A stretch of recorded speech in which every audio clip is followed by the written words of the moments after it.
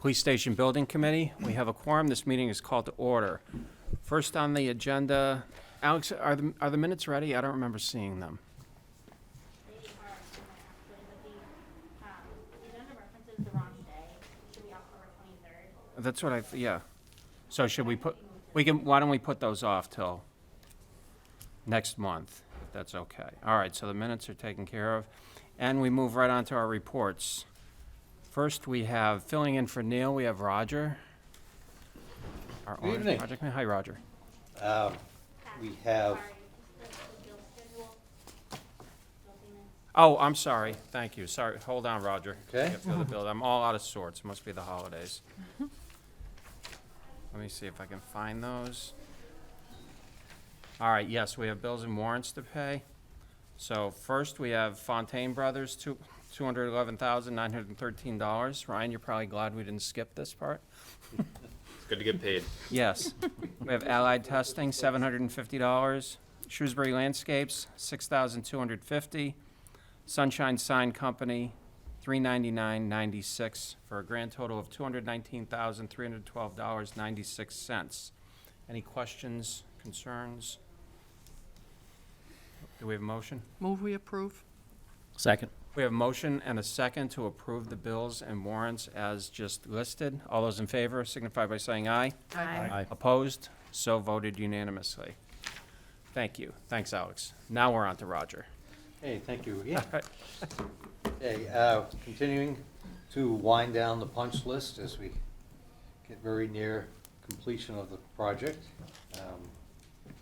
So, to date, total project cost expended so far is $35,292,374, which represents 95.4% of the total building budget.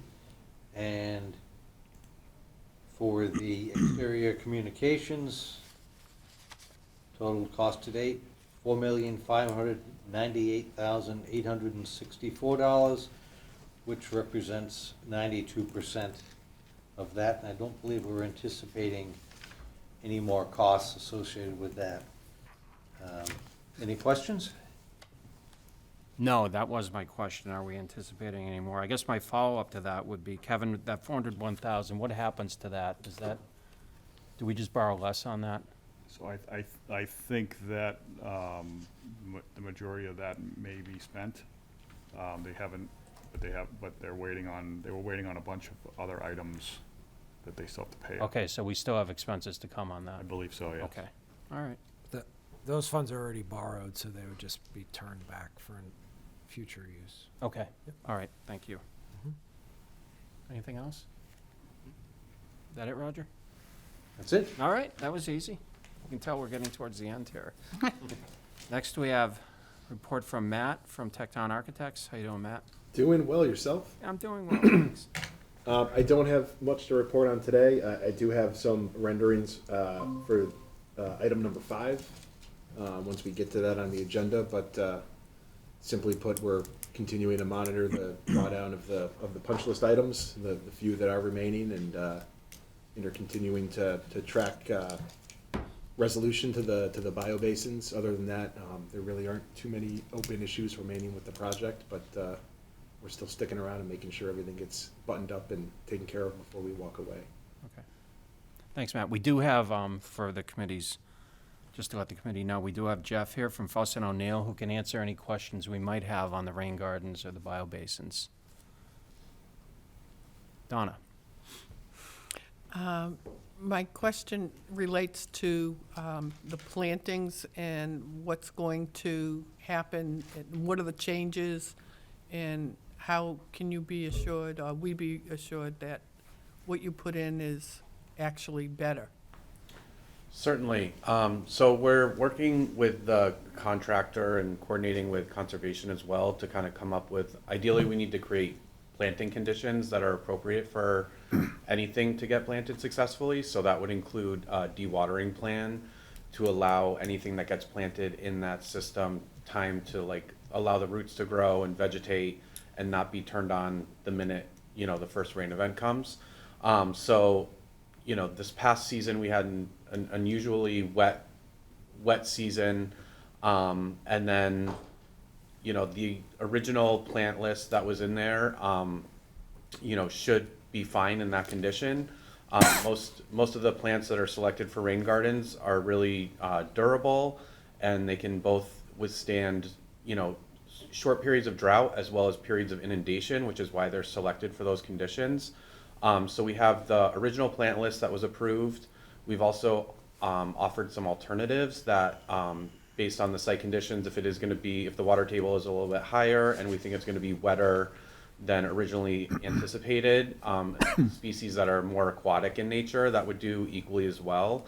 And so just really trying to work with the contractor on timing and figuring out when it's going to happen, but really it's figuring out that dewatering plan that needs to be put in place so that no matter what the plant species are, they have time to root and grow. And so that's kind of the update that we have at the moment. So how many varieties will go in? I Yeah. believe it's, I believe there's approximately like 6 to 8 species.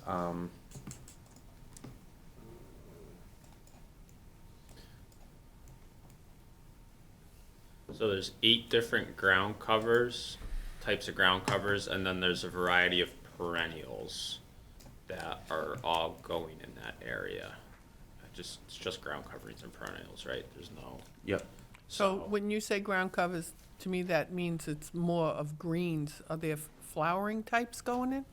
Yeah, so it's a mix of like herbaceous plant material. They do have, you know, it's picked for things that, you know, there's like milkweed, marsh marigold, turtlehead, Joe Pye weed. So they're all things that are going to flower at different times of year. So that, you know, the marsh marigold is one of the first things to flower in early spring, and then going to like the goldenrods that will be blooming in the fall. So it should have kind of 4-season interest. You know, during the growing season, there'll kind of always be something flowering. And then just based on the different structures and kind of seed heads and stuff, also provides some winter interest as well. So pardon my ignorance, but will there be any lily pad type things in there, or? No, there wouldn't be lily pads. Because not, even- you don't no. think it's gonna be wet enough? We don't think that it's going to be that wet and that much standing water. You know, most of the plants in the modified plant list are things that, if you were to walk out there today, could kind of grow in that condition where it looks a little bit drier, but also when it's inundated can stand within kind of like a foot or 2 of water as well for extended periods of time. That whole area, when you get to March and when things start to thaw in the springtime, it flood. It used to flood, so I can't imagine, even with all the drainage that's been put in, I can't imagine that it'll ever be dry. But I was just thinking how pretty it would be, but you Yeah. have to be sure the water's there or it won't work. Yeah, and most of it, you know, if there's relative groundwater, they're really versatile plants. So as long as they get established, you know, and a lot of them, once they go through a growing season, are providing seed. So it's not just like the plants that were planted; they're also regenerating themselves in that sense as well. So, you know, based on our experience, it should be successful. So can we expect any kind of wildlife to like that area? Primarily the things that were selected are good for like birds and pollinators, so like those kinds of animals, for the most part. Okay, thanks. Yeah. Thanks, Donna. Anything else for Matt or for Jeff? No? Okay, thank you. And lastly, we have Ryan presenting for Fontaine Brothers. Yeah, so the last month has been a lot of cleanup, for lack of a better term.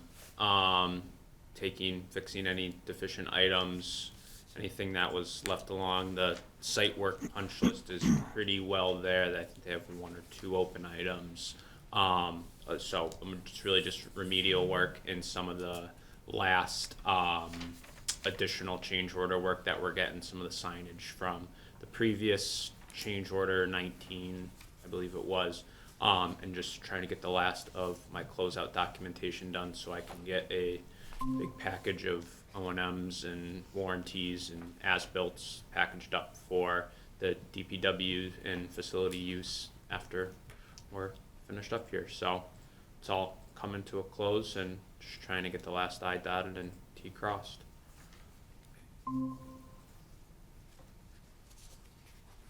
Anything major, Ryan, or anything you didn't expect in the last month? Nothing new specifically. Okay. That's good news. Pat?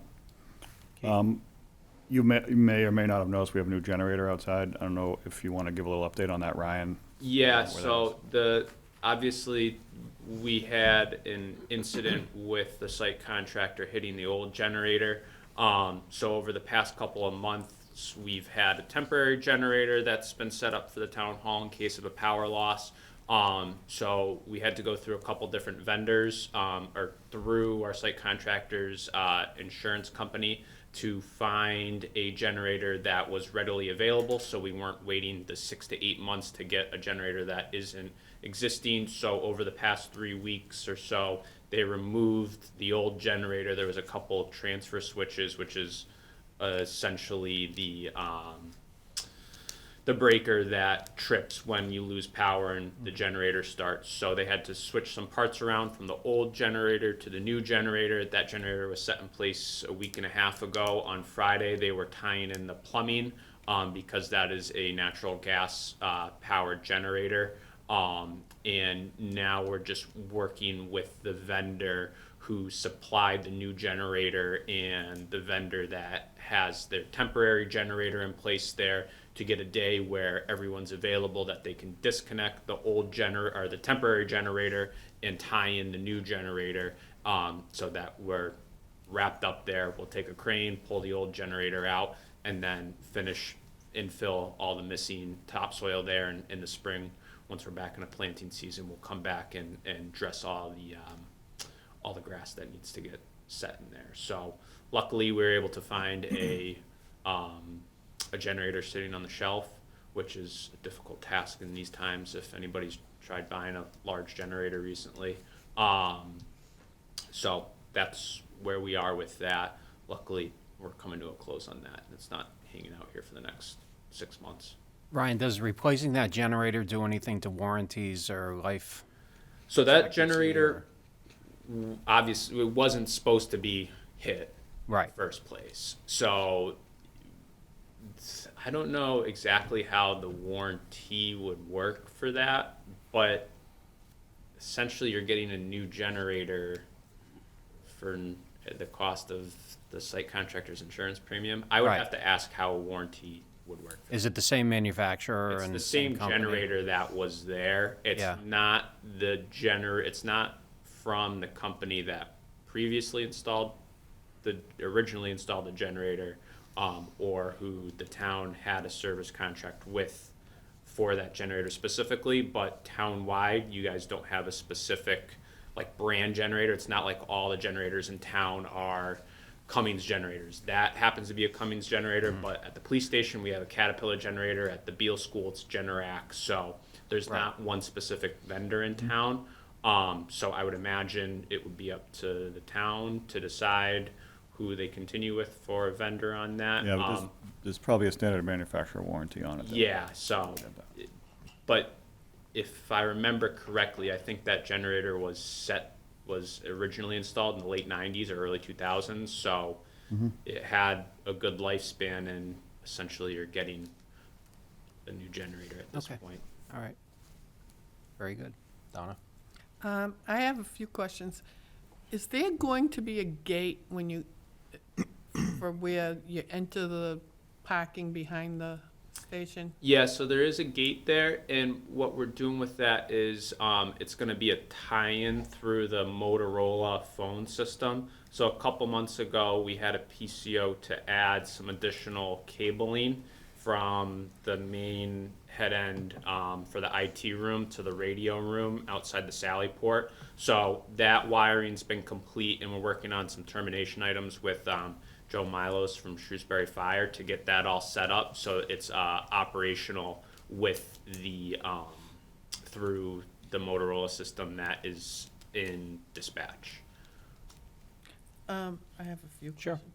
Go The- ahead. I noticed the parking lot doesn't get used, the new beautiful parking lot on near the fields. People still park along the grass, and they leave the parking lot empty.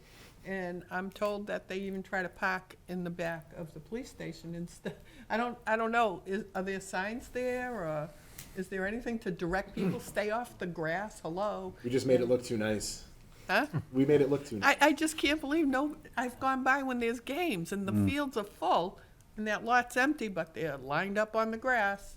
Well, they are starting this week for that, on the Maple Ave project to redo the roadways and all of that other work. So maybe we can talk to Parks and Rec about having signs put up. I don't know if that was part of their You plan or know, not. if It may there's a have way to been. keep the people off the grass, it's gonna get ruined. And the other thing I noticed, the 9/11 Memorial has a sign now. Is the base of that going to be corrected? Yeah, we're gonna address that. So in the last month, we addressed some of the warranty items with the concrete work, as well as that back additional sidewalk portion. So in that, we went back, myself and Steve went back and forth with Marguerite on what the best finish was to correct that, and whether it was the ready mix that they had from the trucks, or if it was using a different mix type that we hand mix. So Steve and I will take care of that. So we're not gonna let that go away. Nice. Even just the little sign seems to dress it up a little bit, I Yep. noticed. And I don't know, do we call it a carport in the back, the cover? When it snows, are those cars gonna get covered in snow because that's so high, or, I mean, I look at it and I think when the wind brings the snow down, are the cars gonna is it gonna serve a purpose? So the reason that height was set at the height it was so a rollback tow truck could get a vehicle from under there, if I remember correctly. In the fire department wanted clearance. And the fire department wanted clearance, if I remember correctly. So in my experience, seeing carport areas like that at like the malls or wherever else you see them typically that have like the EV on the roofs, they do stop some snow. I mean, it won't hurt it. It's just wind-blown snow. You could get drifting in there. Yeah, So- because I look at that and I think, is it gonna defeat the purpose of having it by not being able to, protect it from the snow somewhat? Yeah, I mean, I think either way, there's a lot more capacity in the new building to get vehicles inside during snowstorms too. So you have that added benefit as well, because between the Sally Port, I don't know if Mark's tried fitting as many vehicles as he can in there, but you can fit at least 4, maybe 6 in there, as well as another 5 or 6 in the garage as well. So that way alone, instead of having to park all 4 or both spots, you could center the cruisers in the middle of the carport. And I'm sure over time you guys will figure out what the best use of that and during a snowstorm is as well. I was just thinking, we paid a lot of money to have that, and I just hope it serves the purpose that it was intended for. And I had that we're not- I had the same concerns as well. Did you? I did. Oh, because I don't think we should be servicing a tow company or anybody else, now that I hear that. I think we should be servicing the purpose of what it was for in the first place. And I just worry that that's not going to do it. But what do I know? I just thought of that, because I hate having my car out in the snow, so. Not gonna snow. Yeah, right. Yeah. And Tonight. we're gonna talk about planters, right? Yes. Okay, so I won't ask the planter question. Thank you. That's it? For now. Okay, anybody else? Okay. Thank you, Ryan. You're up. All right, on to other business. And number 1, we have review and discuss site provisions for vehicle control additions. Who is taking that? Is that a complicated way of saying planters? I'm guessing that. Yes. All right. So let's talk about planters. All right. So, we've had some back and forth, both internally amongst the design team, ourselves with Ryan and his group, and then as well as, in our Thursday working group meetings, with the chief and Keith. And we've also had some additional conversations on the matter. with Andy Truman and town engineering, and along with feedback from the fire department and others. We've explored a number of different options. The first of which being the original planter that you all had seen. I believe Tyler presented this last month as an option. Sort of achieves some of what we were looking to do, but maybe not everything. The other option that we had looked at was exploring putting a planting bed or a curbed planter out in the traffic lane and dividing that, making it more of a boulevarded road rather than an open road as it is. That wasn't received well by town engineering or the fire department. They had some concerns about the long-term serviceability, about potential risk to damage of other pedestrian vehicles and clearances for fire apparatus driving through the site. So we didn't develop that option much further than those conversations because it really seemed like a non-starter. So where that sort of left us is with one of the options that we had discussed a few times, both with the chief and I believe might have been discussed here last month with Tyler, but adding a couple of precast concrete bollards sort of at the curb line so that you have two separate layers of bollard protection. This would be an example of one that we would suggest. This could be installed a couple of different ways. One, that can be drilled and epoxy anchored right into the existing sidewalk. Or the second option, which is coring through the sidewalk and then actually putting in a footing, and then this would essentially be one of those metal pipe bollards with then a concrete bollard on top of it. We feel that would give the most protection and limit risk or damage to the sidewalk pad itself that's already been installed. If we epoxy anchor into it, I could foresee that cracking within the next couple of years, and I'd like to avoid that. I'm sure you would too. So Tyler put together a rendering of what that might look like. Chief, I don't know if you could speak to it, but I believe your traffic reconstruction officer ran some calculations on vehicles driving into this curb at speed, and that it was suggested that keeping these pretty close to the curb line would offer the most protection to keeping a vehicle from becoming airborne and sort of leaping over our back bollard. Yes. So this is in our opinion, this is what we would suggest. We feel it's the least aesthetically impactful. We think it looks pretty good, especially with the concrete planters in the background. Gives some visual separation between the building, the curb line, and the drive itself, and would not only be a physical deterrent, but we think would be a visual deterrent from anybody trying to act harm on the building itself through a vehicle impact. Ryan, I don't know if you have anything to add on cost or anything like that. Yeah, so obviously doing the pipe, I don't know if you want to go back. So doing the pipe anchoring option, I guess both of these are pipe anchoring visuals, would be more costly because of the coring of the concrete. We would have to take a vac truck, for lack of a better term, to vac out the material to then be able to set your bollard in there to place the concrete around it. So you're going to have a more expensive installation option for that instead of doing just drilled and epoxy anchors, which was the other option.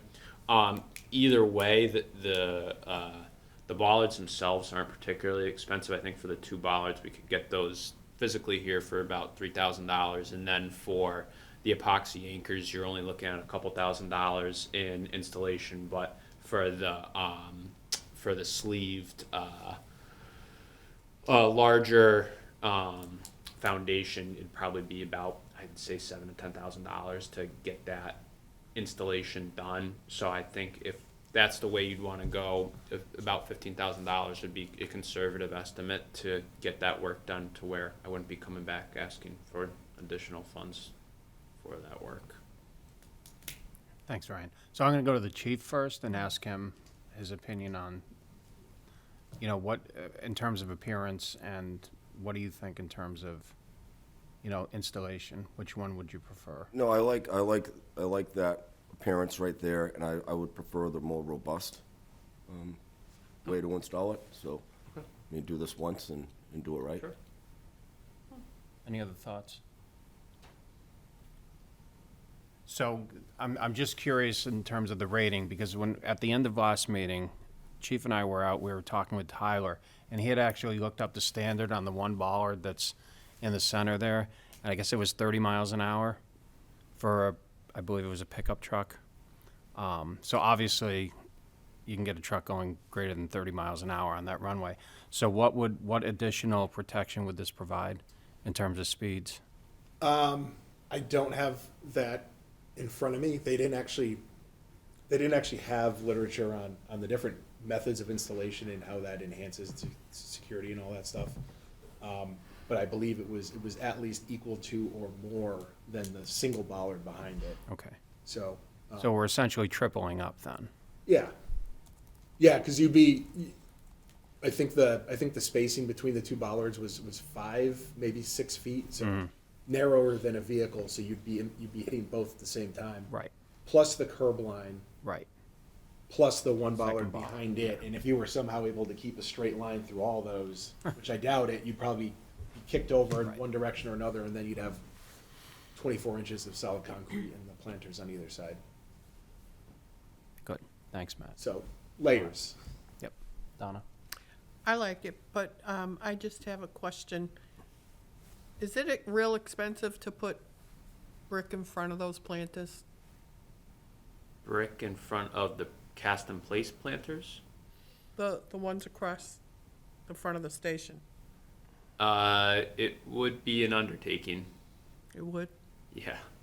Because we would probably have to do brick, and then you'd have to get like a precast cap similar to what we have on the parapets or like the cap at the site sign. So none of that would be, I can't even give you a wild guess. Because at I what just that would think if cost. they were bricked, it would be prettier. And be consistent with the front of town hall. Again, too, we planted everything this fall in those planters there, so over the next 2 years they should fill out more, like the grasses and everything will spread and kind of become hopefully the larger presence in there. And I think with brick too, you'd probably have to add like a cap on that. And it And a brick shelf on the base. a brick shot, yeah, there's multiple things you'd have to do. Foundation on the bottom. You'd have to do there. But it's honest. Like I like when I'm out, when I've been spending a decent amount of time here, and when I'm outside to sit on that, it's not a bad. Any of those planters aren't a bad spot to sit. So I think you could lose that. I'm sure that's not an intended use of those planters, but it's one of those everything you do, there's multiple uses for. So you would probably lose that with like having to do a brick and then a cap on top of it. So it's another thing to think about. Okay. Thanks, Ryan. Any other questions? So back to the original point, is everybody comfortable with these bollards? We're comfortable with the installation of the more robust installation? So if we did a motion for, you said not to exceed 15,000? Is that something we could do, Kevin? Okay, all right. So I'd be looking for a motion. So I move that we put those ballards in with the more robust plan. There we go. Not to exceed. Not to exceed $15,000. Okay, we have a motion, Second. and we have a second. So we have a motion and a second to install the two bollards at the front of the curb with the more robust installation, not to exceed $15,000. All those in favor? Aye. Opposed? So voted unanimously. Thank you. I'm glad that's done. All right, other business, item B. Review and approve the request for a canine kennel enclosure. Chief, are you taking that one, or? Sure. Who's on that one? I'll take that. All right, We don't necessarily have to vote on this tonight, I just want to kind of bring it to the committee's attention, what we're dealing with at the police department. We're in need of an area to hold stray dogs in accordance with the town of Shrewsbury's general bylaws as well as mass general laws. Historically, we've always taken these strays to Worcester Animal Rescue League as that was been a primary holding facility. However, over like the last year or so, they're not taking any, and they're full. So we also, it was an informal basis. There was no written contract. It was just an agreement, that we could bring them there. Because of COVID, people were getting animals, getting dogs, and all the shelters are full. So what I'm proposing here is that we take room 195 in the garage, which is actually a canine room, and put two cages in there essentially, so we could hold 2 dogs if we had to for up to 10 days.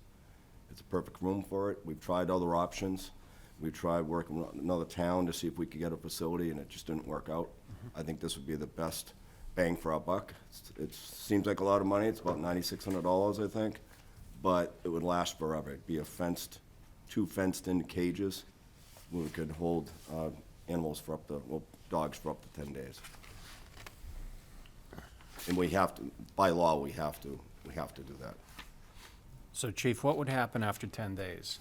What happens after 10 days with the dogs? So what we do is for the 10 days, we try to get a facility, whether it's Animal Rescue League or there's one in Blackstone, I believe. And at that point, we send it to the Animal Rescue League. And if we don't find the owner, they put the dog down. Okay. Donna? I have a couple of questions. Chief, the separation of the 2 cages, does it go straight down to the bottom? Because if it doesn't, and you have a big dog and a little dog, the little dog's paws can get under there, and the big dog could eat them. Yeah, so we took that into account. They're not gonna go right down to the bottom, but there has to be a little space at the bottom of the cage so you can clean it.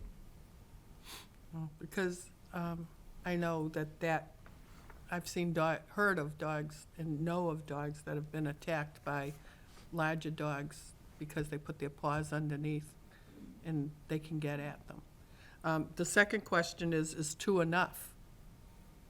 It is. I don't think, so just to give you an idea, since 2020, the animal control officer has taken in over 122 dogs. Out of those 122, 24 have gone unclaimed by their owner. So that, having 2 in there would be very rare, but it would be good to have in case we needed it. If you needed more in, say, 5, 10 years, is there space there to put an addition? It's, with the room number 195 is actually in the garage. We could potentially look at some of those other closets and expand it that way, but I think 2 would be sufficient. And then my last question is, you wouldn't be putting the work dog in one of these cages? No.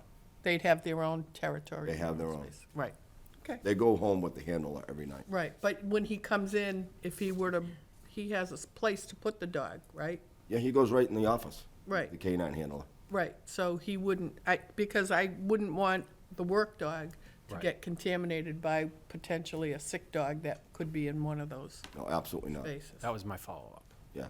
There you go. In fact, there is a sickness that's going Right now. around with dogs throughout the country, like Yeah. kennels and things like Yeah. that. Yeah, you gotta be real careful. Yeah, so you want to just protect the work dog.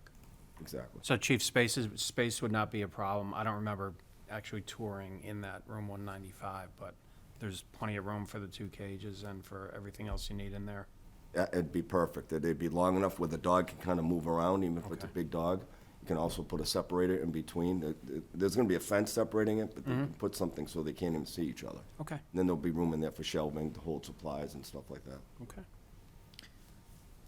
I think it's a good idea. Yep. Oh, I have one. Michelle? Sure. So is there, when dogs are being held like this, do they have to, I'm assuming they have to be taken out? Like, They do. or, walked or brought outside? Is there a space outside where they would be brought to? And, so if we're adding these facilities, does this add responsibilities to the animal control officer? Are there other officers that may participate in this? Like, how does that? So we actually talked about that, yes. So contractually, I would be paying Keith Elms, he's our animal control officer, a minimum of 2 hours each time he comes in, and that's by contract. And so he said he'd be willing to do that. We could also train other personnel within the department to be able to take care of the dogs. Okay. And so this is over the last 3 years, 24 dogs that would be $24. 24. Okay. And you mentioned, Mr. Pitney had asked what happens to the dogs after 10 days. I think I understand, like, I think some of them depending on where they go, after 10 days, they can actually be put up for adoption. Yes. If like temperament and, you know, health and things like allow for that. So they're not necessarily put down after 10 days. Not But they could necessarily. be put up for They, adoption. they could be up. Okay. All right. And, I'm sorry, you did say that there is a space outside for the dogs to go Yes. when they're being held. Okay. All right. Donna? This is sort of not for the committee, but Finance Committee can't get out of my head.